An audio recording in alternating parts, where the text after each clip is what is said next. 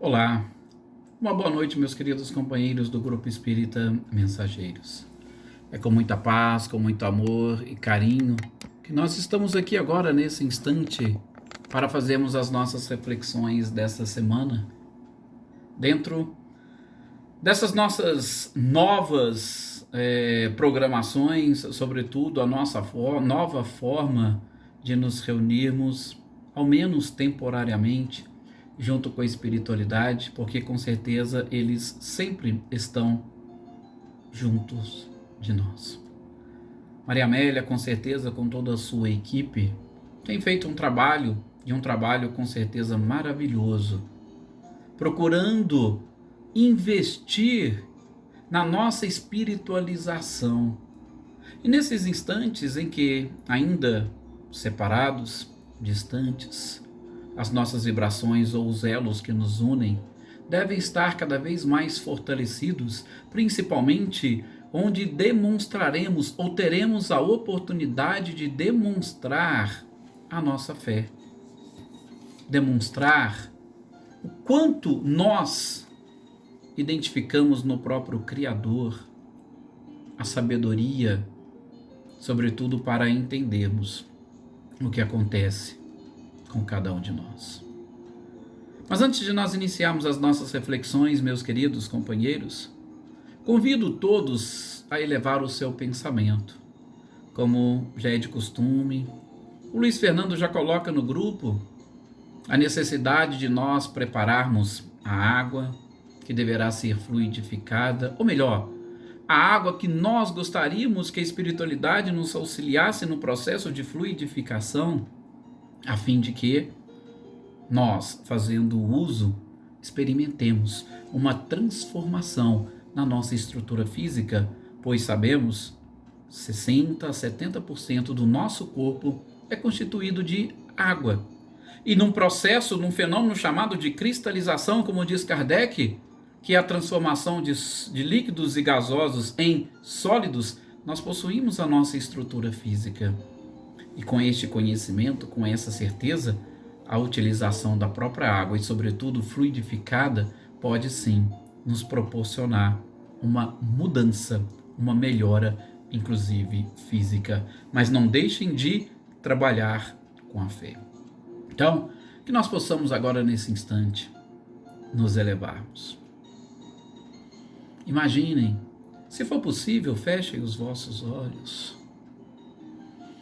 E tentem imaginar nós nos elevando, inclusive o próprio corpo físico, acima da superfície, exatamente demonstrando a leveza do nosso ser e, em especial, demonstrando que o espírito é capaz de comandar a matéria. Basta nós acreditarmos. Basta nós experienciarmos. Basta nós aprendermos com essa doutrina maravilhosa que o espírito imortal é o princípio inteligente da criação e que possui todo um controle e domínio sobre o princípio material. Assim, se compõem os corpos dos seres que habitam mundos mais felizes, um verdadeiro domínio espiritual sobre a matéria. E nesses instantes em que aqui estamos nos elevando pelo pensamento, nos elevando através da oração, nos preparando para uma reflexão, que nós consigamos perceber essa companhia espiritual que nos envolve. E que Jesus continue nos abençoando, ou melhor, que nós percebamos as bênçãos do nosso Mestre amado e querido Jesus, nos envolvendo e nos iluminando cada vez mais. Que assim seja. Realmente, meus queridos companheiros, se deixar, A gente gostaria de fazer assim meditações, mas eu sei que as meditações são até um pouco cansativas e precisam de estar em ambientes totalmente preparados. Mas é interessante de vez em quando nós fazemos algumas meditações, sobretudo quando vocês estiverem, por exemplo, se preparando para deitar, para repousar. Uma meditação pode nos conduzir a algumas experiências mais interessantes nesse momento de desdobramento do nosso corpo físico. Bem, nós, como dissemos, estamos aqui para mais algumas reflexões. E são tantas reflexões que nós poderíamos ou gostaríamos de estar fazendo com vocês. Nesse processo de interação, o ideal, eu gosto sempre de dizer, a participação de todos vocês seria bem interessante. Uma interação, comentários ou pedidos para exposições ou explanações de determinados temas específicos. Mas aqui nós vamos fazer ou conduzir algumas reflexões ao redor desses temas doutrinários e requerendo mais uma vez a essa espiritualidade que proporcione a cada um de vocês as reflexões do momento. E particularmente abrindo aqui o Evangelho ao acaso, me deparei com o capítulo 5º do Evangelho segundo o Espiritismo, Bem-aventurados os aflitos. E aí fiquei imaginando quais seriam as nossas reflexões, quais inspirações nós teríamos aqui juntamente com a própria espiritualidade. O que nós poderíamos depreender deste capítulo 5º. Bem-aventurados os aflitos, eu sei que tanto a Marta quanto o Luiz Fernando, quanto eu próprio já tive a oportunidade de refletir sobre ele. Mas eu repito, quando a gente diz que abrimos ao acaso determinado livro, determinada leitura, não é especificamente ao acaso. Nós sabemos que nós muitas das vezes somos conduzidos, como diz a questão 459 de O Livro dos Espíritos. Os espíritos influenciam na nossa vida muito mais do que imaginais. Aliás, na maioria das vezes, são eles que vos dirigem. Paulo já afirmava isso pouco depois de Jesus, quando disse que nós estamos cercados por nuvens de testemunhas. Só que nós sabemos, e infelizmente nós não apreendemos estas informações, e a gente, infelizmente, ainda tenta levar uma vida muito mais voltada para os olhos materiais, ou para a humanidade que nos vigia com seus olhos materiais, e nós nos esquecemos dos espirituais. Recentemente, estávamos também comentando um trecho do livro O Céu e o Inferno, ou a Justiça Divina segundo o Espiritismo, e nós estávamos lembrando do capítulo 1º da segunda parte, sobre o passamento ou a passagem, segundo algumas traduções, onde Kardec diz que o ser, ele se prepara para o momento do seu passamento ou da sua passagem por diversas formas diferentes. Mas uma delas, exatamente em cima do que nós estamos comentando, seria conseguirmos especificar na nossa vida ou diferenciar as nossas conquistas ou as nossas buscas espirituais das nossas conquistas ou buscas materiais. Sim. Porque nós passamos, e aí eu lanço a mesma pergunta que eu lancei esses dias. Quanto tempo do seu dia você se dedica às buscas e conquistas materiais? E quanto tempo do seu dia você se dedica à busca e conquista espiritual? Quanto tempo do seu dia você pensa na espiritualidade ou na espiritualização do seu ser? E quanto tempo do seu dia você pensa na matéria? nos seus desejos, nas suas vontades, nas suas paixões. O primeiro título do capítulo 5 fala exatamente sobre a justiça das aflições. E aí a gente preciso retornar um pouco, sobretudo naqueles 4 primeiros capítulos do próprio Evangelho segundo o Espiritismo, que eu particularmente tenho como base doutrinária, e posso dizer uma base doutrinária para todas as lições do próprio Espiritismo. Nós temos o capítulo 2, o meu reino não é deste mundo, que nos ensina a interpretar tudo aquilo que nós estamos vivenciando neste planeta. Porque quando Jesus se refere a bem-aventurados os aflitos, ele não estava querendo dizer que nós deveríamos sofrer ou que nós deveríamos buscar qualquer tipo de dor e sofrimento ou martirizações para nós sermos consolados. Não. Mas ele, com muita tranquilidade, com muito carinho, com muito amor, diz que todos aqueles que quisessem ser consolados. E quem precisa ser consolado? Somente aqueles que estão em aflição. E este consolo, ele vem exatamente de quê? Ele vem desta análise, sobretudo uma análise conjunta da espiritualidade com a própria materialidade. Essa consolação, ela só é capaz de nos alcançar quando nós identificamos, por exemplo, algumas das características ou dos atributos da própria divindade.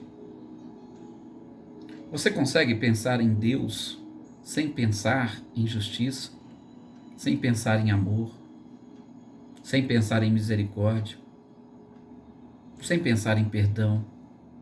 Veja, todos esses atributos que nós aprendemos, que fazem parte dos atributos do próprio Criador, e isso é porque nós não temos ainda palavreado o suficiente para identificá-los, porque até mesmo quando você vai falar em atributos, você está falando em qualidades e características, e muitas das vezes essas qualidades e características estão relacionadas com a nossa forma de ver, e nem sempre representam aquilo que o próprio Criador realmente é. Mas tudo bem, a espiritualidade que está um pouco mais acima de nós, do ponto de vista moral, trouxe alguns parâmetros para nós entendermos. E os aflitos precisam, como primeiro título do capítulo 5, avaliar que existe justiça em eventuais aflições que nós viermos a sentir. Justiça das aflições. O acaso não existe, meus queridos companheiros. Se o acaso não existe, o que eu hoje estou passando? O que eu passo, por exemplo, comigo mesmo? Está aí, já partindo um pouco para o campo da psicologia. O que eu sofro com a minha própria personalidade ou com as minhas características? O que eu sofro com as minhas paixões? O que eu sofro com as minhas sensações ou emoções? Qual é o reflexo e a influência que cada uma delas tem para comigo mesmo? Porque se é algo que eu, com certeza, aprendi com a doutrina espírita, é que o único inimigo que a criatura possui é ela mesma. Sim. Ninguém pode nos magoar, ninguém pode nos ferir, sobretudo do ponto de vista espiritual. Ninguém nos provoca raiva, rancor, mágoa, se nós não tivermos dentro de nós essas características. Não. Então nós somos os únicos inimigos de nós mesmos. Imaginem o próprio Cristo. Jesus sentia mágoa, raiva, rancor. Jesus tinha algum problema de relacionamento? Mas é porque ele estava num outro nível, é porque ele estava em outro patamar, e nesse patamar em que ele estava, ele já atingiu um nível de evolução que as coisas que estão abaixo, e sobretudo que dizem respeito à matéria, não exercem influência sobre ele. Então, se ele viesse a sofrer por isso, ele seria o único e principal responsável. E aí eu pergunto, analisando essas questões, sobretudo da nossa inferioridade, onde está a justiça das aflições? Está exatamente na nossa própria estrutura. Porque nós não conseguimos vencer e superar a nós mesmos. Ou, como nos diz Santo Agostinho, nós não conseguimos nos conhecer. Autoconhecimento. O autoconhecimento é o ponto de partida para nós buscarmos o processo de conscientização. Vejam, nós já vimos aqui, já falei para vocês em outras oportunidades, o que nos diferencia dos animais nada mais é do que personalidade, identidade, conhecimento e consciência. E depois, de volta ainda diz que vem a individualidade, está mais distante um pouquinho. Mas a própria personalidade, nós temos ainda problemas com esse processo de estruturação da nossa personalidade, do nosso ego. E se nós temos problemas com isso, nós ainda não nos conquistamos, nós ainda não nos conhecemos o suficiente, nós ainda não passamos por um processo de individuação. Depois a identificação, e eu já vou falar daqui a pouquinho, nessa questão da justiça das aflições, sobretudo nos nossos relacionamentos. E aí vem um terceiro passo, é o terceiro, depois dos animais, o conhecimento. Só que o conhecimento é que leva à consciência ou à conscientização.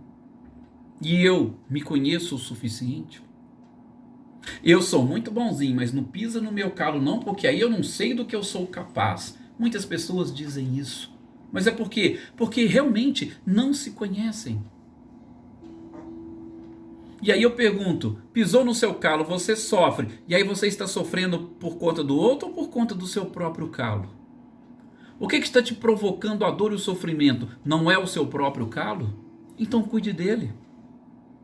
Faça-o desaparecer, e aí você não terá problema com ele. Veja, nós estamos falando de justiça das aflições. Eu estou até levando-os para uma reflexão um pouco mais profunda, exatamente buscando no primeiro momento se autoanalisar. Porque aí nós vamos verificar, identificar, opa, se é isso que realmente provoca dor, que eu elimine aquilo que me provoca. Que eu elimine aquilo que me causa a aflição. E aí eu não terei mais problemas. Mas por que Jesus disse bem-aventurados os aflitos? Porque Jesus é o terapeuta dos terapeutas. É o médico dos médicos, o psicólogo dos psicólogos. E ele diz em diversas oportunidades: resolva o seu problema consigo mesmo. Por exemplo, antes de ofereceres a sua oferenda a Deus, e se tiver algum problema, você tiver algum problema com alguém, deixa a sua oferenda aos pés do altar. Vá, reconcilia-te com teu irmão. Não importa se ele não quiser reconciliar-te contigo, mas você vai e reconcilia-te com ele. E aí você volte para que a sua oferenda seja agradável a Deus. Não é também sem razão que o próprio Cristo disse: amar a Deus sobre todas as coisas e amar ao próximo como você ama a si mesmo. Como eu me amo? Como eu me valorizo? Isso é justiça. Tudo aquilo que eu planto, eu colho. Tudo aquilo que eu vivo, que eu vivencio, eu vou experienciar depois. Então, eu sou fruto das minhas próprias escolhas, eu sou fruto das minhas próprias paixões, eu sou fruto dos meus próprios vícios. Então, as minhas aflições, elas são justas. Por quê? Porque elas nascem de dentro de mim mesmo. Esse é o ponto de partida para nós entendermos. Por isso que Jesus disse: se nós pegarmos as bem-aventuranças, nós vamos identificar qual que é a primeira delas. porque, segundo o Pastorino, elas representam uma escada ascensional. A primeira delas é bem-aventurados os pobres de espírito. Ou, segundo algumas traduções, os pobres em espírito. O que quer dizer isso? De uma forma bem resumida, numa única palavra. Quer dizer humildade.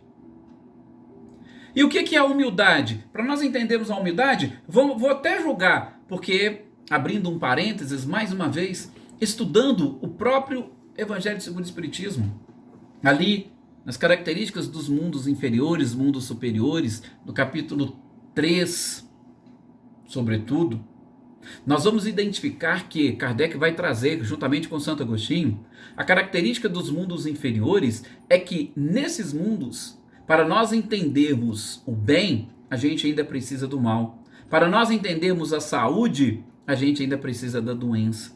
Para nós entendermos a beleza do dia, a gente precisa da escuridão da noite.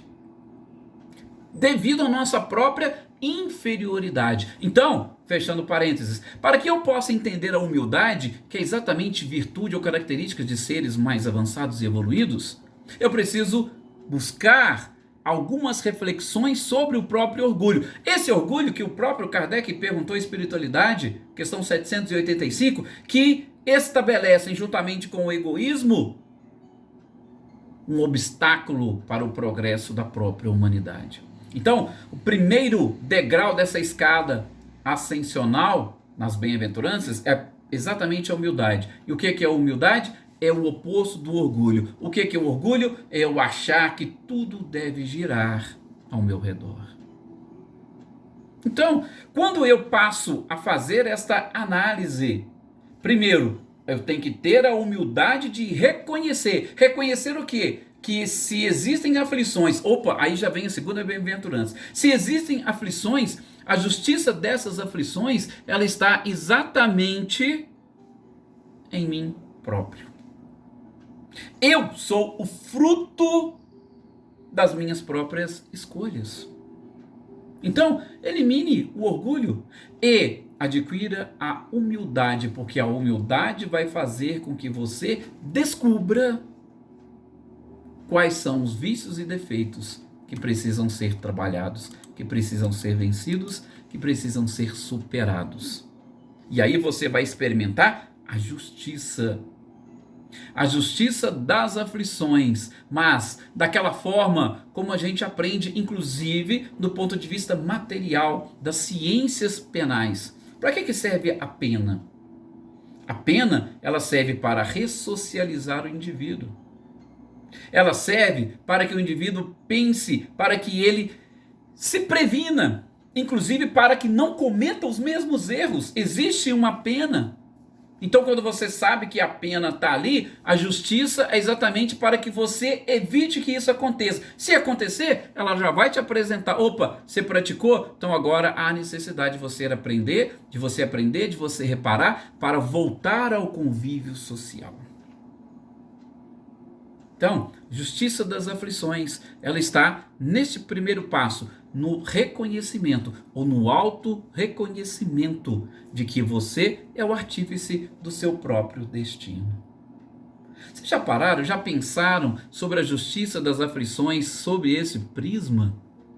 Porque muitas das vezes a gente vê sim, ouve comentários da justiça das aflições, pensando e relacionando apenas e tão somente com o passado, com o próprio pretérito, e que nós hoje estamos resgatando os nossos erros. Mas espera aí, esses erros nasceram de onde? Então não é justo?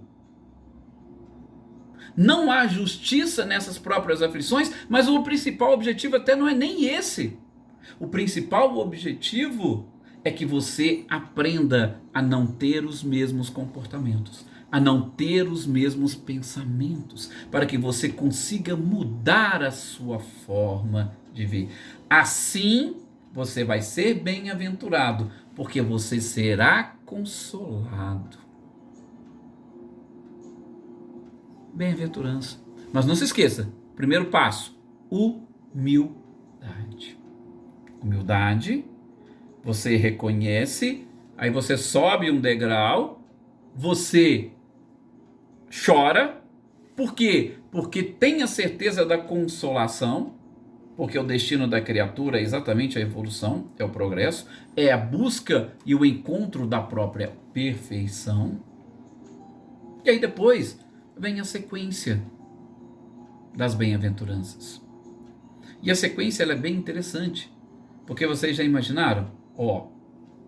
Bem-aventurados os pobres de espírito, depois os que choram porque serão consolados, e depois que você chora, depois que você é consolado, o que vem? Bem-aventurados aqueles que têm fome e sede de justiça. Por quê? Porque serão saciados. Quem tem fome e sede de justiça? É só aquele que consegue reconhecer na justiça a possibilidade de reparação das suas próprias ações, a possibilidade de reparação dos seus equívocos, dos seus próprios vícios. Olha para vocês verem que interessante.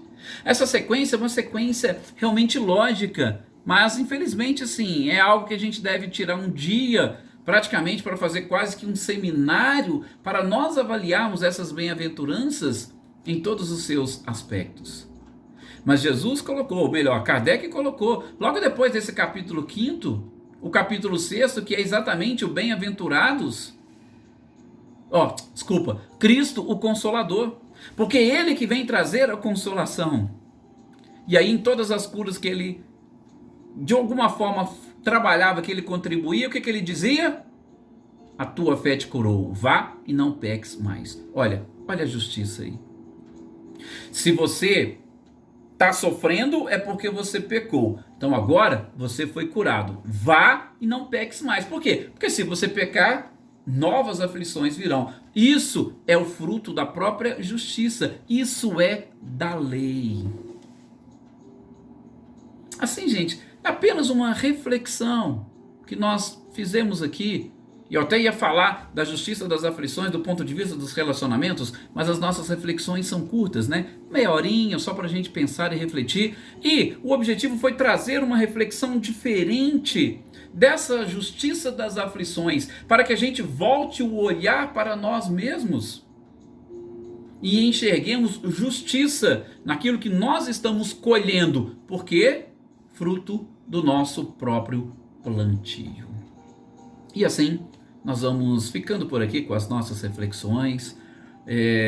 No nosso próximo encontro a gente continua, ou a gente traz novas reflexões. Fica aqui exatamente, mais uma vez, a nossa sugestão. Dê a sua opinião, ou eu gostaria que comentasse isso, eu gostaria que continuasse determinados assuntos. Façam isso, interajam conosco. Vamos aproveitar este momento, essa oportunidade, ainda que nessas reuniões virtuais, para nós aprendermos um pouco mais e, sobretudo, aprendermos algo que nos interessa particularmente. Nos interessa particularmente, mas eu tenho certeza que ela vai ter uma aplicação mais ampla e para todos. Muito obrigado pelo carinho de vocês, muito obrigado pela atenção, e que cada um de nós possamos e consigamos, nesse processo de sintonização com a espiritualidade, com Maria Amélia e toda a sua equipe, encontrarmos Jesus, o verdadeiro Consolador, ou talvez o único Consolador, por ser o ser mais perfeito que pisou no nosso planeta, é aquele que tem condições, está mais próximo de Deus, de nós e de Deus, e que pode com certeza nos ensinar o caminho, porque Ele é o caminho, Ele representa a verdade, e Ele nos ensina a viver. Muita paz a todos vocês, que se coloquem nesse instante, neste momento final, ao tomar a sua água fluidificada, se coloque em posição e receba esse passe espiritual desta equipe que nos acompanha e do seu próprio anjo de guarda. Que assim seja.